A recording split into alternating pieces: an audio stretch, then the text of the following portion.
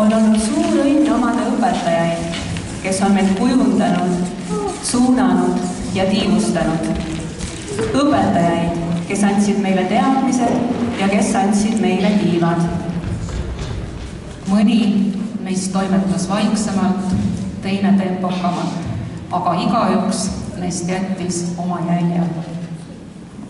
Vahel märkame seda jälge alles hiljem, siis, kui õpetaja hääl kostab meie enda suust. Mõtted, mida kord kuulsime, on saanud osaks meist ja elavad nüüd edasi meie endi õpetaja töös.